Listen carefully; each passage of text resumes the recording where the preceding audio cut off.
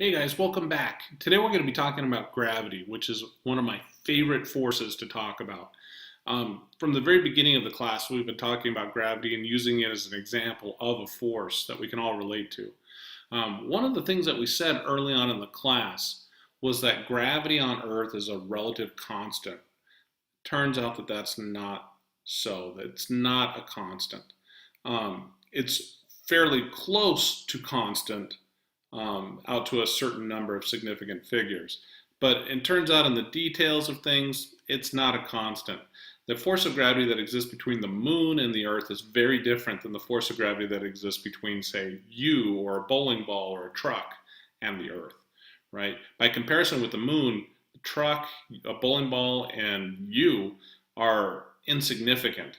And the force of gravity of the Earth on you is much stronger. In other words, the Earth dominates that system, and so it has a relatively uniform acceleration of gravity on all of these objects. But that does not necessarily mean that the distribution or the acceleration of gravity on all objects is the same.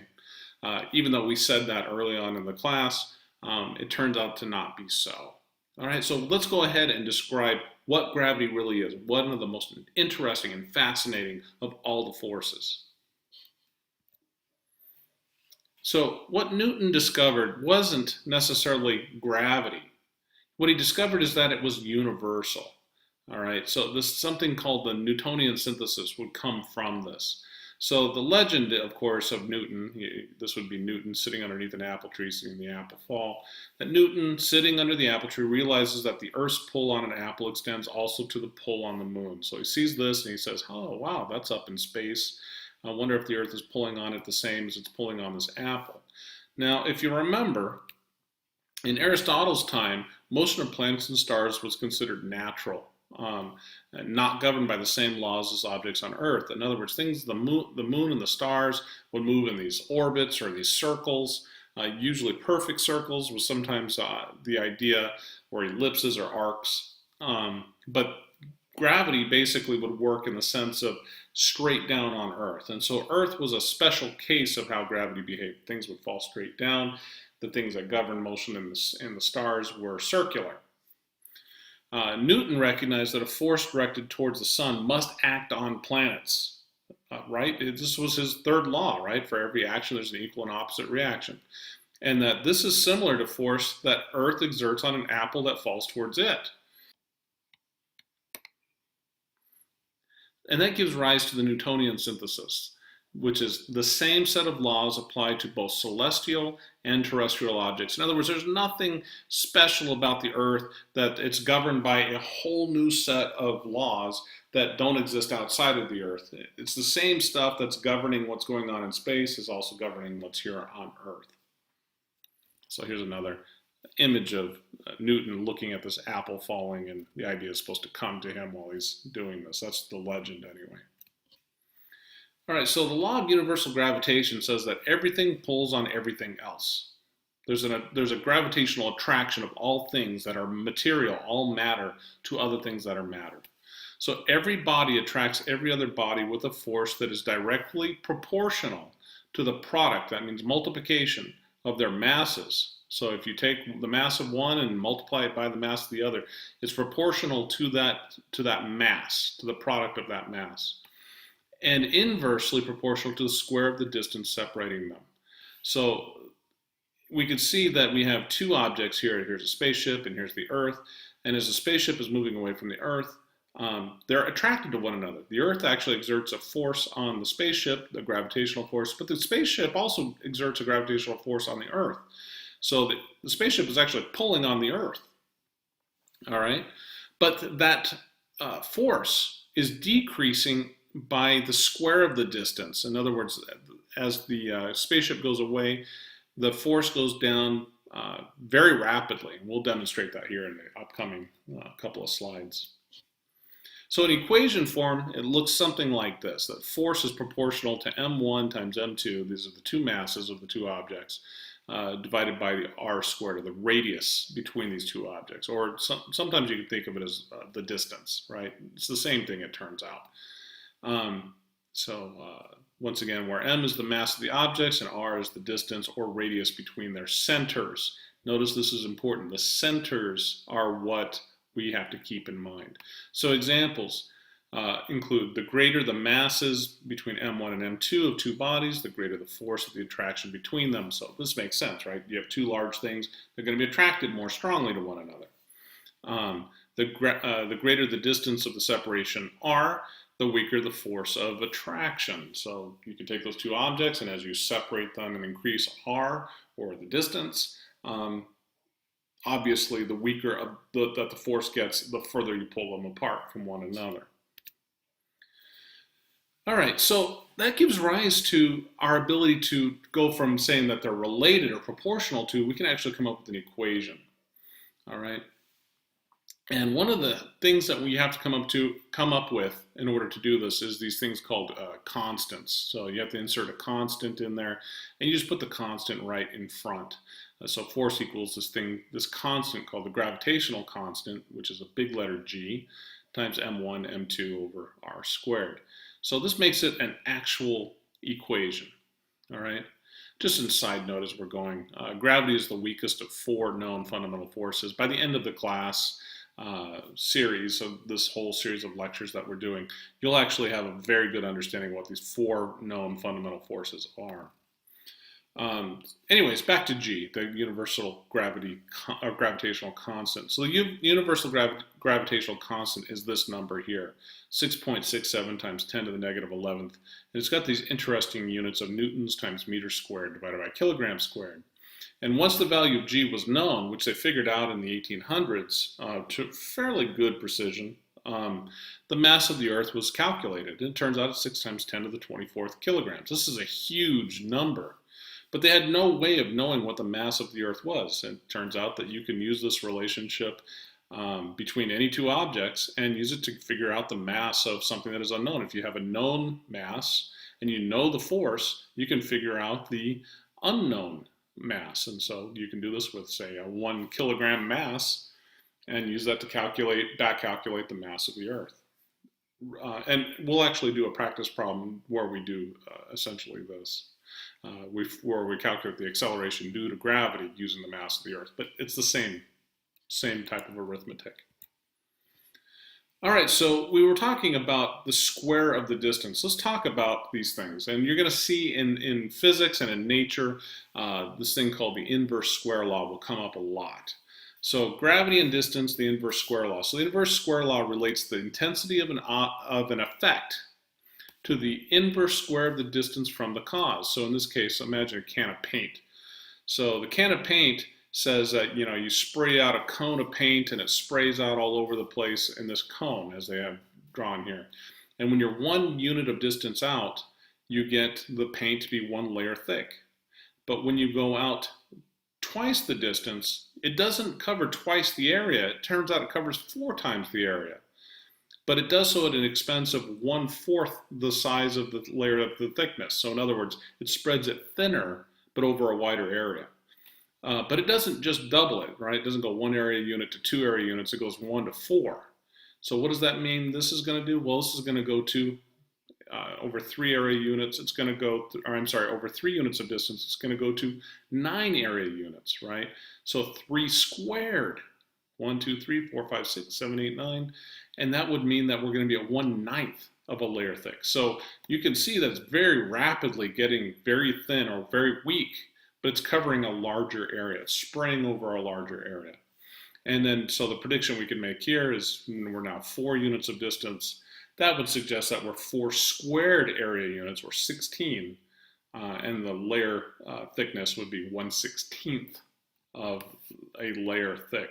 So even though we're up close on the spray can, you go 4 times out, it's only 1/16 as thick. And let's see what we have. In equation form, intensity equals 1 divided by distance squared. We just described that. For increases in distance, there are decreases in force. Even at great distances, force approaches but never reaches 0. So in theory, this can of paint, if it was to spray it out and we were able to wait an infinite amount of time, this would continue to spread and spread and spread, and the area units would get larger and larger and larger to the point where it's almost infinite. but over infinite time, it would also get infinitely thin, right? 1 over infinity is basically 0. So you have to get to infinity to make that happen. And since you can't reach infinity, it never quite reaches 0. So it means everything in the universe is attracted to everything else, but it might be at a force that is very, very small. So here's a graph of the inverse square law and how gravitational force works. So here's the Earth. Here's gravity working on the surface. And the gravitational force, the strength of it is here on the y-axis, and then the x-axis is the distance. And so when we are at 1D, an apple weighs 1 Newton at this point. But at 2D, it weighs 1/4, right? Because 2 squared is a fourth. This would be 3 squared, which would be a ninth. 4 squared equals a 16th, right? So 1/16 of a Newton here. And you can even make a prediction that 5D, it would be 1/25. So the gravitational force is proportional to 1 over d squared, or the distance, 1 over distance squared. And it gives you this nice curve where it's really powerful or really strong, pretty close, but it weakens very rapidly. And it gets very, very close to 0 the further out you go, but it never quite reaches that point. All right, so that kind of throws some interesting discussion into weight and weightlessness. Remember, we went through a lot of work to describe the difference between weight and mass. But if it turns out that weight, remember, weight is equal to mass times gravity. But if gravity is going to change, or the acceleration due to gravity is going to change, that means that can have an effect on weight itself. And so we need to be aware of what these responses are going to be. So weight, remember, is a force an object exerts against a supporting surface. All right, so this was something that Newton noticed, right? Is that when you stand on a scale, the scale exerts a normal force back up onto your legs, and as a consequence, it's really measuring that normal force, the amount of normal force or support force that's happening or on that supporting surface. However, you can change the acceleration of the scale itself, and it's going to give you an effect. So let's build this case, because we're going to wind up describing what weightlessness actually is. That there's no such thing as masslessness, but there is weightlessness. So if you're standing on a scale in an elevator and it's accelerating downwards, in other words, you're falling, and you're picking up speed while you're doing this, less compression in the scale springs, and the weight is less. It makes sense, right? You're in an elevator, you're falling, you're going to weigh less on a scale. Does that mean your mass has changed? No. It just means that you're exerting less force downwards. All right? So standing on a scale in an elevator accelerating upwards, the exact opposite is true. Compression is greater, and therefore the weight is greater. Right? You have a greater normal force as you're being accelerated up the elevator shaft. And of course, at constant speed, this is important. At constant speed in an elevator, there's no change in weight. Right? You can change your weight by moving up and down on the elevator, but your weight is not going to change as a consequence of constant speed. Right? You need to have a net force, Newton's first law. Net force not equaling 0 in order to get a change in weight. All right, so what is weightlessness then? So weightlessness is a condition where there's no support force, as in free fall, right? So as you're falling down, there's nothing that is supporting you.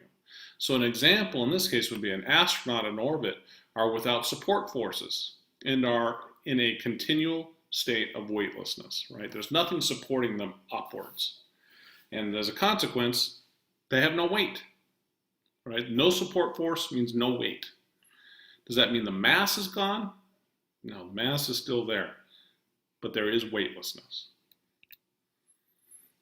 Here's kind of a graphical explanation of what I was describing earlier. So you can actually have all these scenarios in a elevator shaft, some catastrophically, right? So normal weight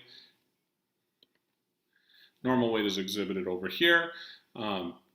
Elevator's just sitting there straight. The greater the normal weight is they're hoisting this person up and accelerating. They're standing on the scale, and you can tell that, you can predict that this is going to have a greater amount of weight.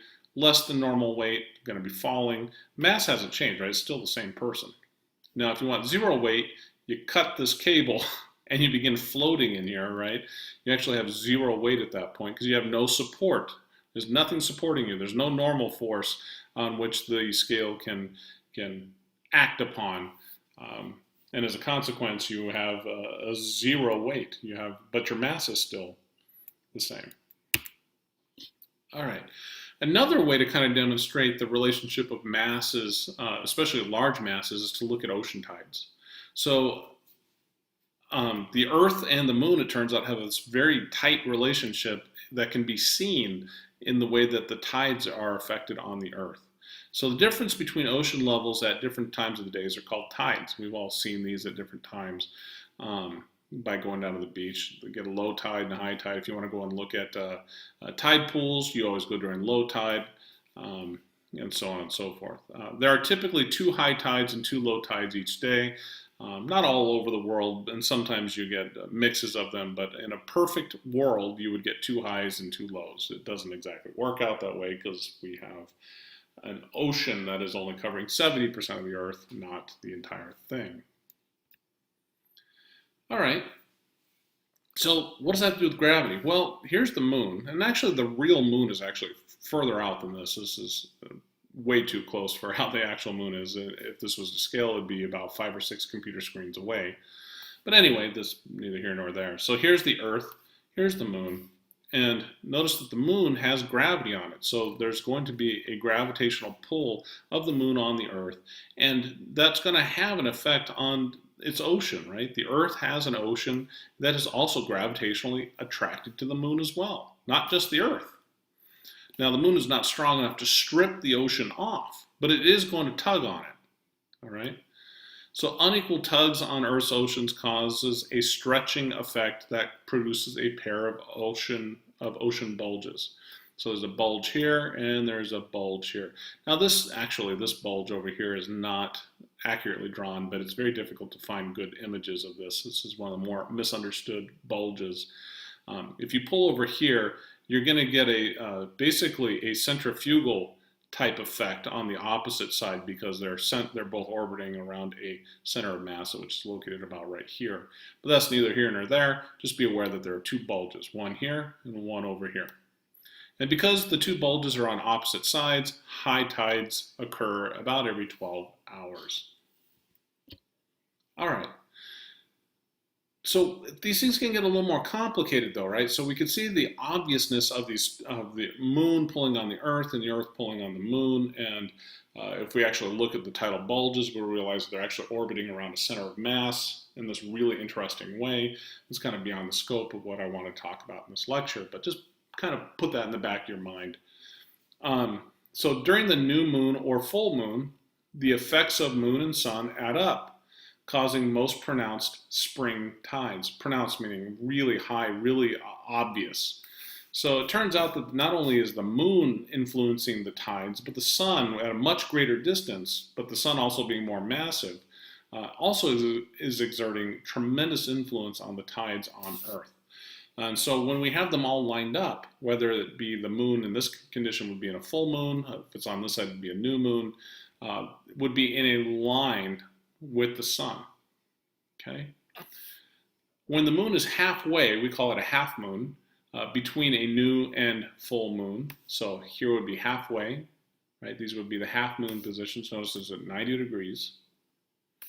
The tides due to sun and moon partly cancel each other, causing least pronounced neap tides. So a neap tide is kind of the opposite of a spring tide. So a spring tide is where you get these wide fluctuations, right?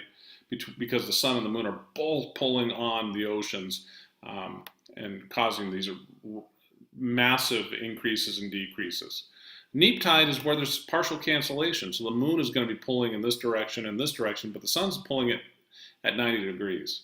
And so there's a competition between the two, and you get this thing called a neap tide, and the tides aren't very large when that happens. So it turns out that the interactions between gravity forces on Earth, between the sun and the moon, of course the Earth is also pulling on the moon and the sun, it also is pretty complicated, but interesting nonetheless.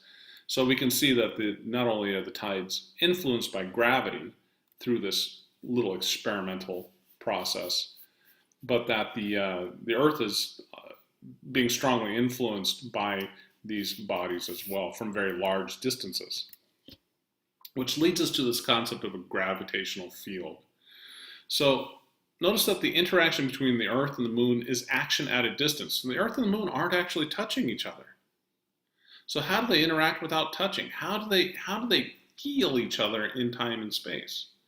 And one way to think of this is that Earth is surrounded by a gravitational field. This is the first time we brought up this concept in this series of lectures. And the Moon interacts with this gravitational field, and vice versa. The Earth is interacting with the Moon's gravitational field. They both have gravitational fields.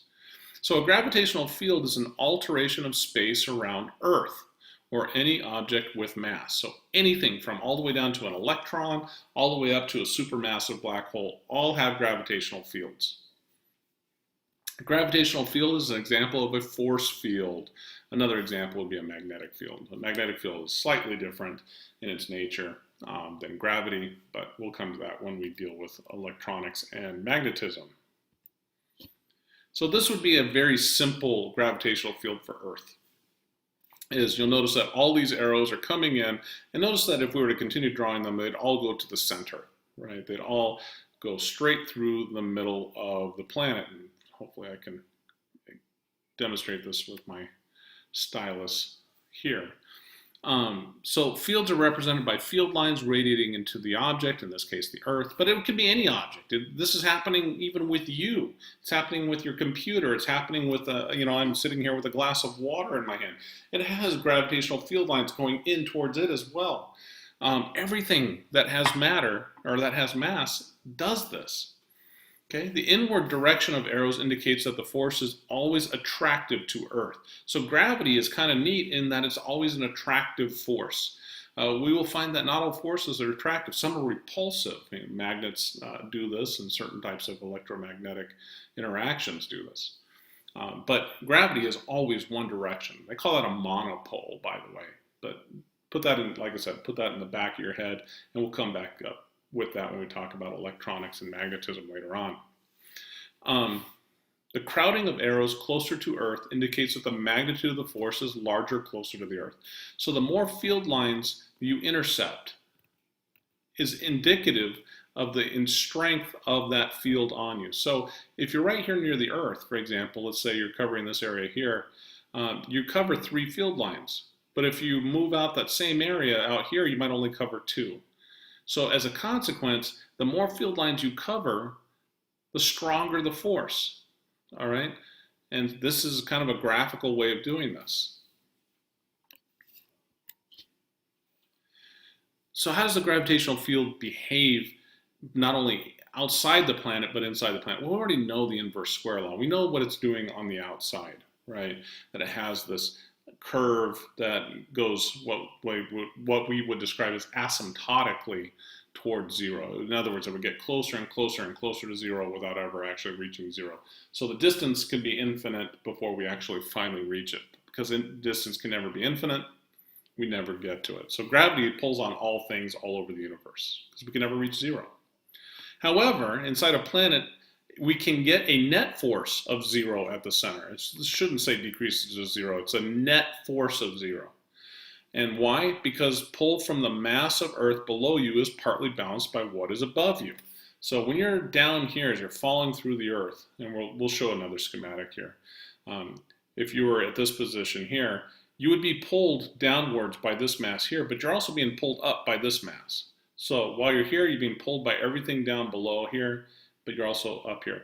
So as a consequence, your gravitational field will have you in a gravity field that is about right at this position here. So it's not as strong as what it would be up on the surface, but it's not 0. It doesn't get to 0, or net 0, I should say, until you get right at the very center.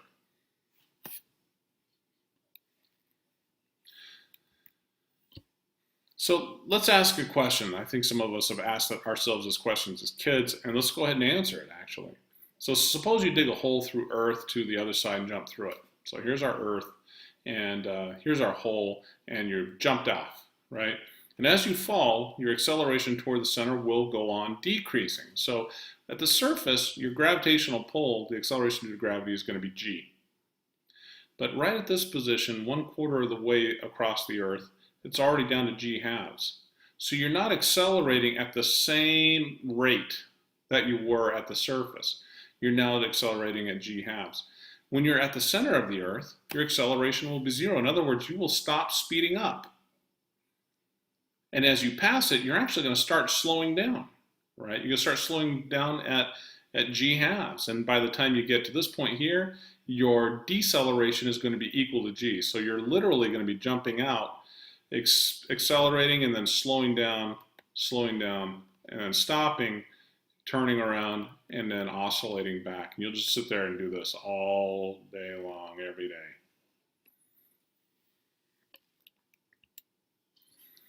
All right, so we've kind of talked about some really interesting aspects of gravity, some of which you might not have thought about before. But Einstein took it a little further, right? He said, okay, great, there's these forces. These forces all seem to be, they're all vectors, which means there's a directionality aspect of it. And he said, but what does that even mean? And he began to look at things a little differently, right? Didn't mean he did away with Newton's ideas. He just simply modified Newton's ideas and made them a little more understandable.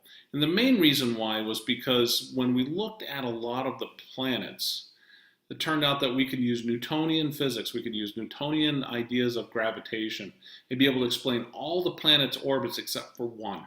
And that one was Mercury. Mercury is the planet closest to the sun. And it seemed when we were charting the path of Mercury that it would wobble around the sun.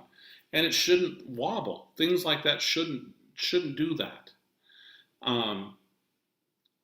And he, not just him, but some other really intelligent people began to start working on this question of what is going on? What in fact is gravity? And so what he described, or what he decided, and has since been verified, is that gravitational field is simply a warping of space-time. We're going to talk about space-time a lot, especially at the end of class when we talk about Einstein's theories a little more directly. But warping of space-time by a planet, or any mass actually, it doesn't have to be a mass, or a planet specifically. So just as a massive ball would make a dent on the surface of a waterbed. I like this image here. So this was an experiment that was done to verify this warping idea. So here's the sun, and this is the space-time continuum, you can think of it this way. The sun is here, and basically it's denting in, or warping the area around it, okay? And this would be the Earth. Now, the only thing that I don't like about this, the Earth would have its own space-time warp around it as well, but they decided not to put it in, okay? And so imagine they're using the example of a massive ball on a waterbed. This sun is kind of on a waterbed. Think of it like that if you need to. And one of the experiments they did to validate Einstein's theory of gravitation was they said, look, there's a star. We know that there's going to be an eclipse. And when the eclipse happens, we should see nothing but the sun right here. And we know that there's a star that's behind the sun. And if your idea is right, we should have this interesting relationship that occurs that allows us to see stars on the other side of the sun, even though it's on the other side of the sun, because the light is going to bend around it. So let's see if that happens. So here's a star, you draw a line through it, you shouldn't be able to see it through the sun. Well, during it turns out the solar eclipse, the astronomers were looking up to validate the idea, and what they realized is that they looked up, and it turned out that the star was visible, but it wasn't visible where they thought it should be. It was actually located over here. And it was discovered very rapidly that this is completely consistent with Einstein's idea of a warped space-time. So here, the light would hit the gravitational field of the sun and bend like a lens around it. And the people on Earth, the astronomers, would see it, but the astronomers wouldn't see it in its real position. They would observe it as though it was out over here. And that's in fact exactly what they saw. And so, of course, they rushed to Einstein and said, hey, it turns out your ideas seem to be working. All right, so the warp space-time affects the motion of other objects, just as a marble rolling on the waterbed gravitates to the dent. So the Earth is basically rolling around this, this object in space-time. This is really actually quite cool because it's consistent with Newton's first law. And we'll get to this idea a little bit later on, but the reason why this happens is you'll notice that when you curve space-time, it's basically acting, it's not going in a straight line anymore from the perspective of this map, but the object thinks it's going in a straight direction. So if you were down here really close to the sun, you would just keep going in a straight direction, you would actually wind up orbiting over and over and over again. So this is consistent with Newton's first law. It's really, really neat stuff. It might take you some time to really wrap your brain around what is going on here, but give it a chance, and trust me, I think you'll be well rewarded by what you get from it. It's fascinating stuff. All right, another cool thing that is predicted from Einstein and Newton's ideas, actually, are these things called black holes. So here we have a giant star, for example, and the question is, what would happen if I took this giant star and I have an indestructible person standing on top of it, right? We can stand right there at the surface. It's Superman standing on a star of radius r. And at the surface of that star, he weighs 10,000 newtons, which is very, very heavy. All right, so when a star shrinks, all of its mass is now concentrated in a smaller radius. So in other words, you shrink it, you're going to reduce the radius. Now, because it's an inverse square, that means it's going to be taken up as an increase in the force. And sure enough, the calculated response is, remember, a reduction in 1 is going to have a squared effect on the force. So it's going to be a 40,000 Newton superhuman that is now standing here on the surface. So when d, or what actually I should say r, when radius decreases, f increases, and it increases very, very fast. So in other words, just a small, you take the same amount of mass, you collapse the star to a smaller area, but things on the surface weigh 4 times as much. And that gives rise to this notion of what we call a black hole. And we're going to be dealing with this in the next lecture as well, when we're going to be talking about escape velocity. So a black hole is when the star becomes so small and the gravitational force at the surface becomes so large that even light cannot escape the surface. Anything in its vicinity will be attracted by warped space-time and lost forever. Well, everything is going to be attracted in theory, right? We're attracted to black holes all over the universe. It doesn't mean we fall into them. And the reason why is because we're so far away that the force is actually relatively small. But anything in the vicinity is going to be very strongly attracted and get involved in this intensely warped space-time, as we see right here, and presumably pulled in. This is an artist's conception. Of course, there are, in fact, interesting photographs of things that we believe are black holes. And I will probably present one in one of the future lectures. Another cool idea that comes from Einstein's ideas is the idea of a wormhole. So a wormhole is basically a black hole that goes into 2 directions, right? Well, in a way, it could be thought of as a distortion similar to a black hole, but what happens here in the middle is very different.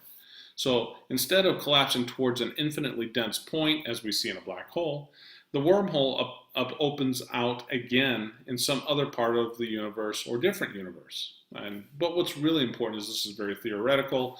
No wormholes have been found yet. So this is a wormhole on one side and a corresponding wormhole on the other side, and that you'd be able to do rapid distance travel through here.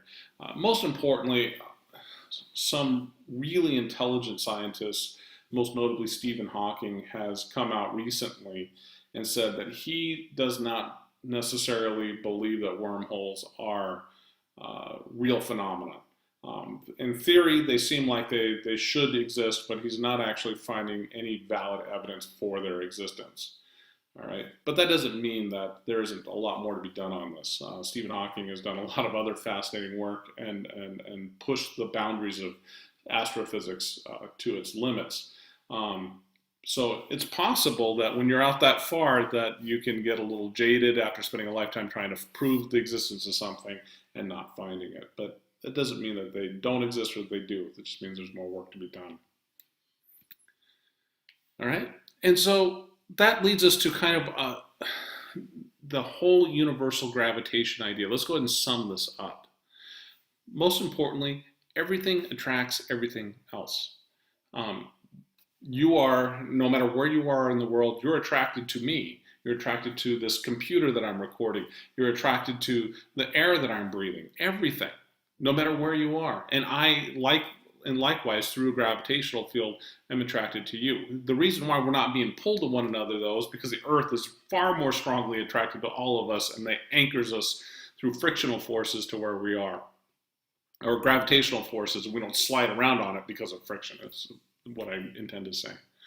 So an example of this huge level of attraction is that Earth is round because of gravitation. All parts of Earth have been pulled in, making the surface equidistant from the center. So, the Earth, it's not perfectly round. The reason why it's not perfectly round is because there's centripetal force and centrifugal effects and so on and so forth.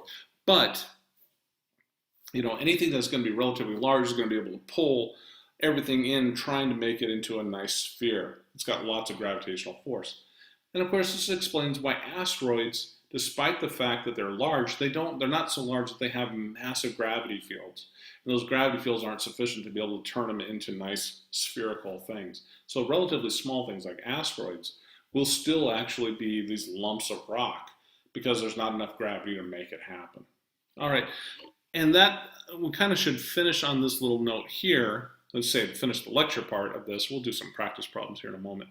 The universe is expanding and accelerating outwards. And this is an interesting idea that here's the Big Bang. So this is a timeline, 13.7 billion years. So this is where we are today. And this is basically the size of the universe over time. Okay. So the Big Bang would have seen this massive inflation. And we've actually got an image, a fascinating image of the afterglow of the light and energy and mass distribution of the universe at about 380,000 years after the Big Bang. And about 400 million years after the Big Bang, we start seeing the first stars. And we start seeing the distribution of material just as we see in this kind of time continuum that we see here, time-space continuum, to where we see it now. And based upon the distribution of this curve here, see how it's kind of a cone? This is actually arcing downwards. This is arcing upwards. The fact that it's not a straight line, that it's actually arcing, means that there's an acceleration on the area of the known universe, that the volume of the known universe is expanding, that space itself is expanding, okay? This is not just the fact that stars are moving away from one another. That's kind of goes along with it. But the idea is that the universe itself is getting larger and larger. Now, of course, a lot of people will begin to think to themselves, well, what does that mean? What is the edge of the universe? Is there such a thing? And what happens there? Well, there's a lot you can read on Wikipedia on that issue. And of course, there's lots of other websites that will deal with that question. That's going to be beyond the scope of what we're going to talk about in this class. But anyways, I encourage you to go and look at those things and to post things on our wonderful discussion boards about that question. All right, so let's do some practice problems. So using Newton's law of universal gravitation and Newton's second law, what is the acceleration, the gravitational acceleration at Earth's surface? Note, Earth's radius is 6.38 times 10 to the 6th, and Earth's mass is 6 times 10 to the 24th kilograms. Cool, so we've got a couple of things that we need to do that. Let's see what we can do. Well, it turns out we're going to have to do some manipulation of some equations to make this happen. Very simple. Very, very, very simple. So let's go ahead and do that reasoning. I'm going to open up another graphics program and we're going to do that. Okay, so let's put up our two equations, right? Let's start off with the easier one of the two. Newton's second law, F equals ma, ma. And let's go ahead and put some definitions in here, where m call it m equals mass of object on Earth. All right, cool. The second law is this. F equals g times m1 times m2 all over some radius squared, right? We know the radius, we'll put that in here in a minute. We know what gravity is. The main thing that we need to define here is that we have an m1 and an m2. So in this case, m1 we're just going to say is the mass of the object on Earth in both of these. m1, m1. m2 is going to be equal to the mass of Earth.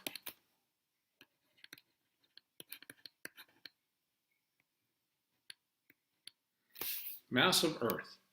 All right. Well, so what can we do with these two equations? Hey, it's actually pretty straightforward at this point. We've got two F's, right? And they're equal to one another. So we could substitute the MA here in for that F, and we can start manipulating this. So M1A equals G M1 over M2 over R squared. And check this out. We've got M1 on both sides. We can cancel those out, like cross cancel. And then rewrite it. Let's clean it up. G equals M2.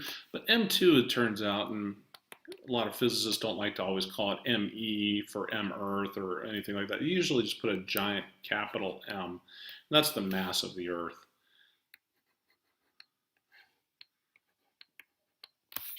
Okay. Oh, and check this out. We have an acceleration equaling the gravitational constant times the mass of the Earth over r squared. And actually, r squared is a vector. I haven't been drawing it like this, but just keep that in mind as you go forward. I won't write it as a vector any longer, but just know that it is. All right. So acceleration equals gravity, the gravitational constant times the mass over r squared. All right, so with that, we can go ahead and start figuring out what the acceleration of gravity for an object at the surface of the Earth is. Okay, let's do that. I'm going to go ahead and open up a spreadsheet program that will help us do that. Okay, so we're back.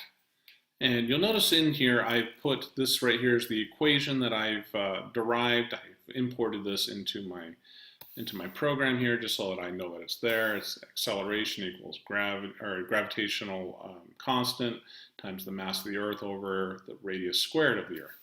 All right, so with that said, we can actually use this program here. This is a program called Numbers. It's a spreadsheet program. If you're not using Numbers or Excel or one of these types of programs, you really should learn how to use it. It's very useful, especially if you're using these really strange numbers like 6.67 times 10 to the negative 11th, right? Which is the value for g. All right, so with that said, we realize the acceleration is equal to gm over some denominator r squared. So let's figure out what the numerator is first. So let's put in numerator, and it's just going to be equal to, put in equals that number times the mass of the Earth, which is that number. We hit enter. We get the value, okay? And the denominator is going to be equal to the radius of the Earth squared. And it's just simply that number. So the acceleration, which is going to be in meters per second, if you do unit analysis up here, you'll figure that out as you're going forward. We're not going to do unit analysis. You're just basically going to take my word for it. So in this case, we're going to say this equals to the numerator divided by the denominator. Hit enter and check this out. Are you really surprised to see this number come up? 9.8. And we could forget about everything after the 8 because the significant figures aren't enough. We don't really only have 1 or 2. We'll optimistically say we have 2. 9.8 meters per second squared, right? That's the number we've been using in the class. We've even been rounding it all the way up to 10, all right? But 9.8 is the generally accepted 2 significant figure number for the acceleration of gravity on Earth at Earth's surface. Okay, so we kind of expected that. Let's go back to our presentation and put that answer in. Okay, so we're back to this, and here's our solution, right? 9.8 meters per second squared. We expected that, right? If you weren't expecting that, you probably need to go back and reacquaint yourself with what we've been defining as this number g. All right, let's do another problem. So the next problem asks us to calculate the force of gravity between the sun and its nearest star, a star called Proxima Centauri. Note, Proxima Centauri is 12.3% the mass of our sun. It's a relatively small star, actually. And the sun is 1.99 times 10 to the 30 kilograms, and is located 4.24 light years away. How far is a light year? Well, 1 light year equals 9.46 times 10 to the 15th meters. Cool. We could go right back to a spreadsheet, and we can put all the stuff right in, and we can get the answer really fast. So one of the things I want to emphasize is that if you use spreadsheets, your life is going to be a lot easier when doing these large calculations. So let's do that. Okay, so we've got a spreadsheet. I've gone ahead and filled in all the information that we needed to be able to do this. You know, obviously you'd be putting this in yourself. Taking a few minutes, I'm going to save us the time. Here we've got the gravitational constant, the mass of the sun, the mass of Proxima Centauri, PC stands for Proxima Centauri. The distance is 4.24 light years, and 1 light year is equaling this amount. Now notice the mass for Proxima Centauri, I have it in this unit called suns, right? And the reason why is because it told us that it was 12.3% the mass of our sun. So we need to convert Proxima Centauri into kilograms. And of course, here's the equation for force, the universal gravitation equation here. All right, so let's do that. First thing we need to do is get Proxima Centauri into kilograms. The way you do this is you just simply go into this cell, which is right here, and instead of writing it as 12.3%, we're going to multiply the sun's value, which is this number, times 12.3%, or which is to say 0.123. That's kind of a weird number there, so let's convert it into a scientific number there, and that's going to put it into kilograms. Cool. So doing that, we've converted the mass of Proxima Centauri into 2.45 kilograms. Oh, 2.45 times 10 to the 29th kilograms. That's a lot larger number. All right, and the distance is 4.24 light years, and this is the size of a light year. So we don't know the total distance. We have to multiply these. So we say total distance is going to, and we want it to be in meters, of course. And this is just going to be equal to these two numbers multiplied. This times this. And that gives us 4 times 10 to the 16th meters. That's a pretty large number.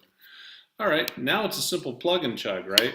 So here we've got a numerator of g times m1 times m2. Well, we know what m1 and m2 and g are. It's just these 3 numbers. We just multiply these. And this is r squared. The total distance is r squared. So let's put it in and get the force. Okay, so our numerator is just simply equal to this times this times that. And we get this really weird, huge number.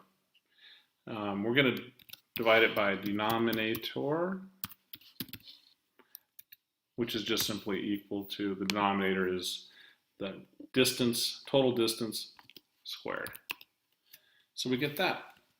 So now we just say the force,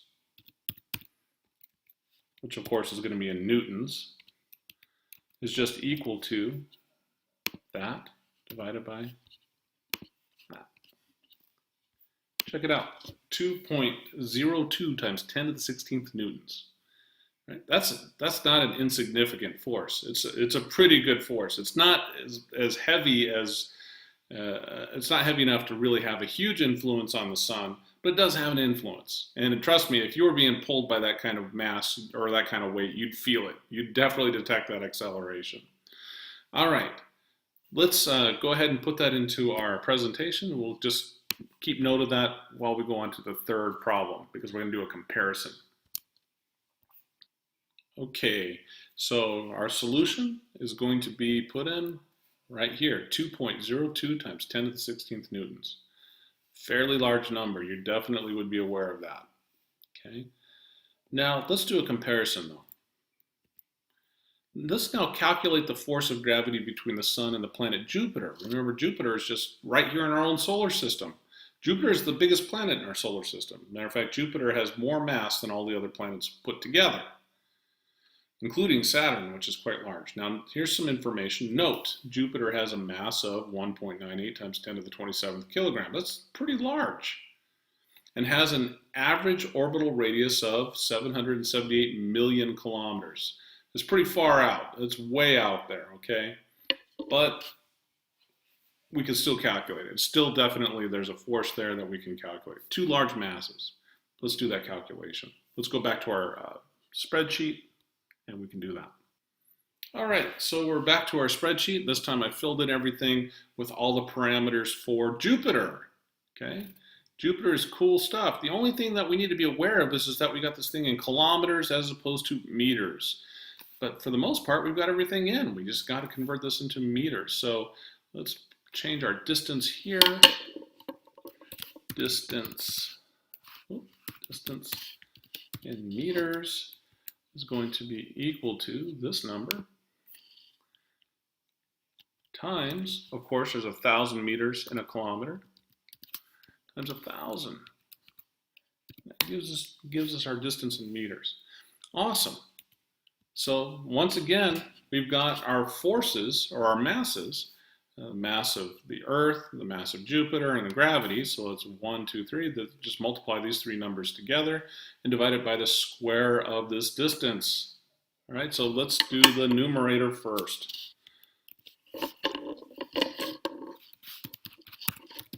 So numerator is equal to this times this times this. So these three numbers here multiplied together are this extremely large number. Here's the denominator. Denominator is just equal to the distance in meters squared. So it's equal to distance in meters squared. And to figure out the force, we just divide the two numbers.